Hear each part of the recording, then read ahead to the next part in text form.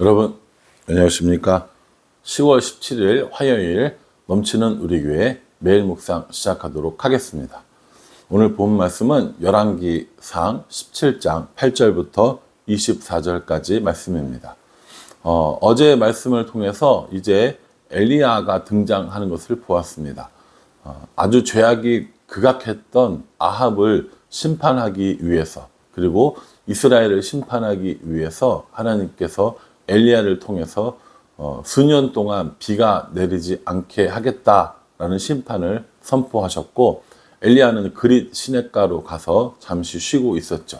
오늘은 이 엘리야를 어디로 보내냐면 사르밧에 보냅니다. 시돈 땅에 있는 사르밧이라고 하는 동네로 보내서 그곳에서 머물게 합니다.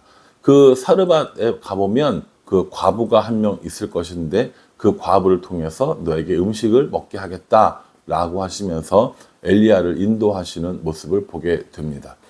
3년 반 동안 비가 오지 않잖아요. 그 비가 오지 않는 동안에 맨날 그 그릿 시냇가에 있을 수는 없으니까 이제 그 엘리야가 거할 수 있는 거처를 마련해 주신 겁니다. 왜 사르밧이고 왜 사르밧 과부의 집인지는 모릅니다. 그러나 하나님께서 엘리야를 인도하셔서 그곳으로 보낸 것은 맞습니다. 오늘 본문 9절에 보면 너는 일어나 시돈에 속한 사르밧으로 가서 거기 머물라. 내가 그곳 과부에게 명령하여 내게 음식을 주게 하였느니라 라고 이렇게 말씀하고 있습니다. 저는 사실은 이 사르밧 과부의 내용도 중요하지만 오늘 이 엘리야가 이 말씀을 따라 쫓아간 이 사건들이 참 눈에 들어옵니다. 하나님께서 우리에게 가라고 하는 곳, 하나님께서 우리에게 머물라고 하는 곳, 이런 것에 대한 말씀을 주시면 얼마나 좋을까. 우리에게도 직접 말씀을 주셔서 어디로 가라, 어디에 들어가라 라고 이야기해 주시면 참 좋겠다라는 생각을 이 본문 말씀을 통해서 해봅니다. 하나님께서 우리에게 직접적으로 이렇게 말씀하셔서 어디로 가라라고 이야기해 주시지는 않으시지만 때로는 우리로 하여금 어디로 가야 하는지 분명히 알게 해 주실 때는 있습니다. 그것은 바로 복음이 필요한 곳, 혹은 하나님의 사랑이 필요한 곳, 이런 곳이 아닐까라는 생각을 합니다. 우리는 우리가 가고 싶은 곳을 하나님이 가라는 곳으로 생각하기 참 쉽습니다. 그러나 하나님께서는 우리가 생각하지 못한 곳으로 우리를 인도하시기도 하고, 그 인도하심을 따라 살아갈 때에 비로소 우리가 하나님의 뜻을 온전히 따라 살아가는 모습을 보일 때가 있습니다. 그러니 내가 바라는 곳 아니라 하나님이 가라고 명령하시는 곳, 혹은 하나님이 인도하시는 그곳으로 가는 그런 결단의 삶이 필요하지 않을까라고 생각을 해 봅니다. 그러면서 하나님은 나에게 어디로 가라고 하시는가, 혹은 누구에게 가라고 하시는가 라고 생각하면서 하나님이 마음을 주시는 그곳에 나의 마음도 있고, 하나님이 가라고 하는 그곳에 나의 발도 머무는 그런 삶을 살아야겠다라는 생각을 한번 해보게 되었습니다. 사르밧 지방에 갔더니 과부 한 사람이 있었습니다. 나무를 줍는 그 사람에게 떡을 만들어 오라고 이야기를 하죠. 그런데 이 사르밧 과부는 뭐라고 얘기하냐면 지금 먹을 것이 하나도 없어서 가루 조금 남았고, 그리고 기름 조금 남아서 이거 먹고 우리 아들이랑 죽으려고 합니다 라고 이렇게 이야기하죠. 그때 이 엘리야가 뭐라고 얘기하냐면 두려워하지 마라. 나를 위하여 조그만 떡 하나 만들어 오너라 라고 이렇게 이야기를 하죠. 그리고 그렇게 떡을 만들어 오면 통에 가루도 떨어지지 않을 것이고 병에 기름도 떨어지지 않을 것이다 라는 것을 이야기해 줍니다. 실제로 이 과부가 그렇게 엘리야를 위해서 떡을 하나 만들어 왔고, 비가 내리기 전까지 떡에 그 통에 가루가 떨어지지 않고 병에 기름이 떨어지지 않았다라는 사실을 보여주고 있습니다. 어떤 사람이 찾아와서 이제 아무것도 없는데 이거 좀 해줘 라고 이야기를 할 때 우리는 어떻게 합니까? 말도 안 되는 소리를 하고 있어. 이거 지금 먹고 죽으려고 지금 그러고 있는데 어떻게 이걸 달라고 해? 라고 반응할 만도 한데, 이 여인은, 이 과부는 이 엘리야의 말을 믿고 그대로 순종하는 것을 보게 됩니다. 누군가 나에게 와서 내게 남아있는 마지막 하나도 달라고 할 때 나는 어떻게 반응하고 있는가라는 생각을 한번 해 보았습니다. 이렇게 뭐 가루 한 움큼 있고 한 병에 기름 조금 있는 정도의 삶을 사는 건 아니니까, 누가 나한테 와서 이거 좀 도와줘 라고 하면 도와줄 수는 있겠지만, 아무것도 없고 정말 마지막 하나 남아 있는 것이 있는데 그걸 달라고 하면 나는 그것을 줄 수 있을까? 라는 생각을 해 보았습니다. 그러면서 나에게 남아 있는 이 가루 한 움큼 그리고 기름 조금은 무엇일까? 라고 생각해 보니 내 마지막 남은 자존심이 아닐까라는 생각을 한번 해 보았습니다. 그래서 누군가 저에게 마지막 남아있는 자존심을 요구한다면 나는 그것에 대해서 어떻게 할까? 말도 안 되는 소리 하지 마 라고 그렇게 거부할지, 아니면 그 마지막 남은 것까지도 드릴 수 있을지 한번 생각해 보게 됩니다.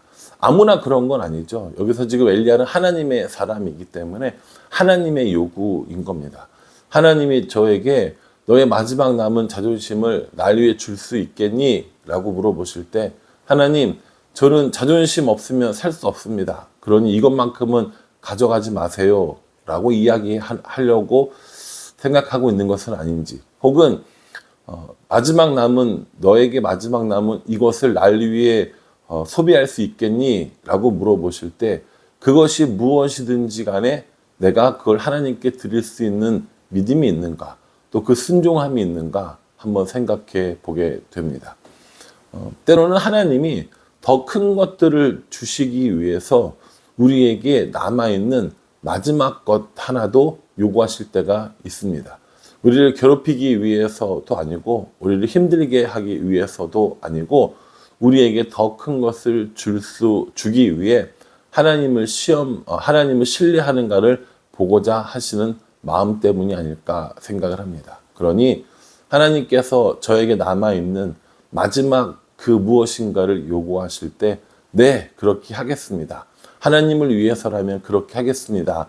라고 고백할 수 있는 제가 되었으면 좋겠다라는 그런 묵상을 한번 해 보았습니다. 이렇게 사르밧 과부의 집에 거하고 있을 때 그 과부의 아들이 병이 들게 됩니다. 그리고 그 병이 더욱더 위중하게 되고 결국 그 아들이 죽게 되는 겁니다.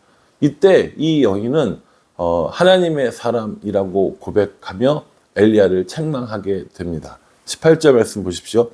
여인이 엘리야에게 이르되 하나님의 사람이여, 당신이 나와 더불어 무슨 상관이 있기로 내 죄를 생각나게 하고 또 내 아들을 죽게 하려고 내게 오셨나이까.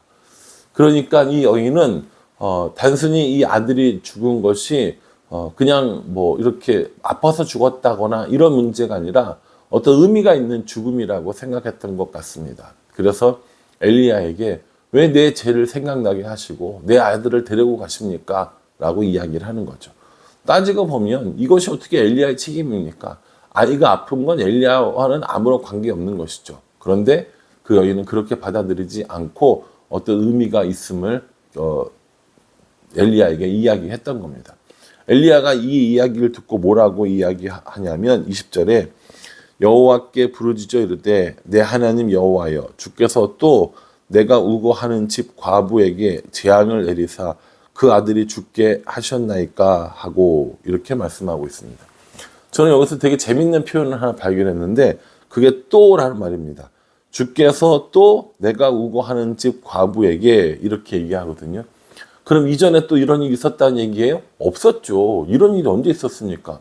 근데 이거는요, 과부의 아들이 죽은 것을 이야기하는 것이 아니라 엘리야가 하는 여러 가지 일들에 대해서 하나님께서 간섭하시고 관여하시고 엘리야 자신을 너무 힘들게 하는 게 아닌가라는 뉘앙스로 저는 묵상을 했습니다. 이런 거죠. 하나님, 또 이렇게 하시는 거예요? 라고 얘기를 하는 거죠.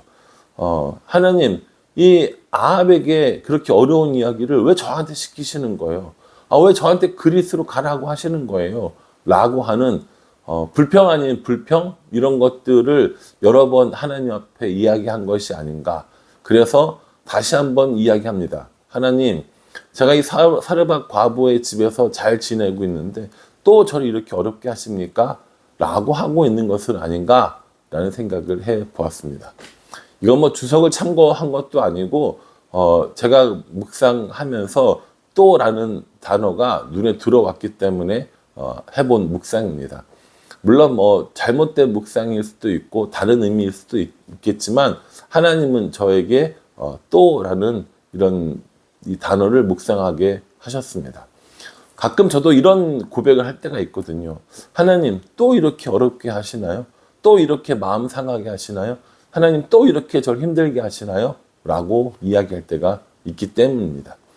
그런데 오늘 엘리야가 이 사르밧 과부의 일을 그렇게 하나님 앞에 또 이러십니까? 라고 이야기하면서 결국 그 아들의 몸에 누워서 기도하는 모습을 보여줍니다. 19절에요. 엘리야가 그에게 그의 아들을 달라 하여 그를 그 여인의 품에서 받아 안고 자기가 거처하는 다락에 올라가서 자기 침상에 누이고, 그러니까 그 아들을 받아다가 자기가 거하고 있는 다락으로 올라가는 거예요. 생각해 보십시오. 그냥 장사 지내면 되잖아요. 장사 지내게 해라 이렇게 하면 되는 거고, 야 왜 나한테 왜 이래? 내가 뭘 잘못했다고 이렇게 얘기할 수 있는데, 엘리야는 자신이 당한 이 어려움 앞에 해결책이 하나님인 줄 알고 있었습니다. 그래서 21절에 그 아이 위에 몸을 3번 펴서 엎드리고 여호와께 부르짖어 이르되 내 하나님 여호와여 원하건대 이 아이의 혼으로 그의 몸에 돌아오게 하옵소서 하니 라고 얘기합니다. 그 아이의 몸 위에 3번 펴서 엎드리고 하나님께 부르짖죠. 또 라고 불평했지만 또 라고 이야기했지만 결국 엘리야가 부르짖는 것은 하나님이었다는 겁니다. 이게 엘리야와 저의 차이점이 아닌가 하는 생각을 전 해봤거든요. 엘리야는 그렇게 힘들고 어려운 일이 있고 불평불만이 있을 때도 하나님께 부르짖었지만 사실 저는 그러지 않습니다. 그렇게 부르짖기보다는 속상해하고 힘들어하고 화를 내고 이럴 때가 훨씬 더 많이 있죠. 엘리야는 그런 상황 속에서도 하나님께 부르짖었고 결국 이 사르밧 과부의 아들의 이 사건은 성경에서 나타난 죽은 사람이 살아나는 최초의 기록이 됩니다. 그 일을 엘리야가 했고 그 일을 사르밧 과부의 아들이 경험하게 된 것이죠. 얼마나 사실 놀라운 일입니까? 엘리야가 가지고 있었던 마음이 사실 정확히 뭔지는 모르지만 또라는 말을 통해서 이 자신을 힘들게 하고 자신을 어렵게 하는 것 같은 느낌이 들었던 이 엘리야였지만 그럼에도 불구하고 다시 하나님께 부르짖고 그 문제를 해결하는 모습을 보게 되었습니다. 그래서 저도 그런 생각을 해보는 거예요. 또 이런 일이 있구나, 또 힘들구나, 또 괴롭구나, 또 속상하구나, 또 상처받았구나 라고 하는 그때일지라도 역시 해결은 하나님 앞에 부르짖는 것밖에 없다라는 겁니다. 그리고 그 문제는 역시 하나님이 해결해 주셔야 하는 거구나 라는 생각을 해보게 되었습니다. 그래서 제가 가지고 있는 어려움들, 또 제가 가지고 있는 고민들 다시 하나님 앞에 부르짖고 다시 하나님께 해결받는 그런 은혜를 누려야겠다라는 생각을 해봅니다. 오늘 이 일을 당한 그 아들의 죽음을 당한 이 여인이 뭐라고 고백을 하냐면 24절에 내가 이제야 당신은 하나님의 사람이시오 당신의 입에 있는 여호와의 말씀이 진실한 줄 아노라 이렇게 이야기합니다. 사실은 18절 말씀에 이미 하나님의 사람이여 라고 이야기하면서 엘리야가 하나님의 사람인 줄 알았거든요. 근데 다시 여기서 이제야 당신은 하나님의 사람인 줄 알겠습니다. 당신의 입에 나오는 하나님의 말씀이 진실한 줄 알겠습니다. 라고 이렇게 고백을 하는 겁니다. 이거는 몰랐던 사실을 깨달았다라는 것이 아니라 알고 있던 사실을 더 깊이 알게 되었다라는 겁니다. 우리는 이렇게 신앙의 성장과 신앙의 성숙을 경험하면서 살아가는 사람들입니다. 그러니 우리가 당한 어려움이 단순히 어려움으로 끝나는 것이 아니라 우리들의 신앙이 성장하는 방법이고 또 성장하는 시기임을 알고 하나님을 찾고 부르짖는 그런 사람이 되어야겠다라는 묵상을 한번 해보게 되었습니다.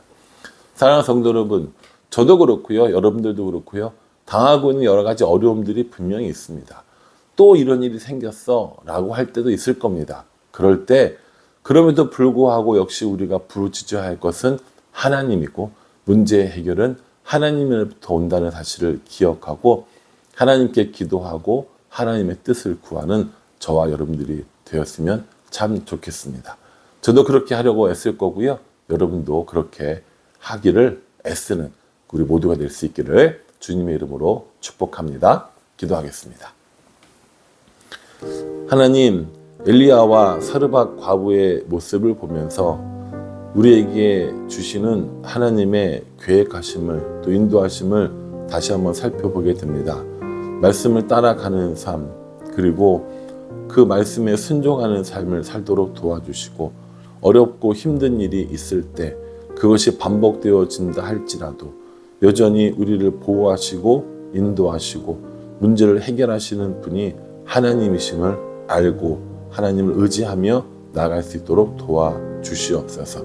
하나님, 엘리야와 같은 믿음을 허락해 주시고 사르밧 과부의 고백 같은 그런 고백들을 하면서 살아갈 수 있도록 우리 인도하여 주시옵소서. 예수님의 이름으로 기도합니다. 아멘. 엘리야 이야기는 잘 아는 이야기잖아요. 잘 아는 이야기니까 그냥 다 알아 하고 슉 지나가지 마시고요. 그래도 꼼꼼하게 묵상해 주시기를 부탁을 드리겠습니다. 감사합니다.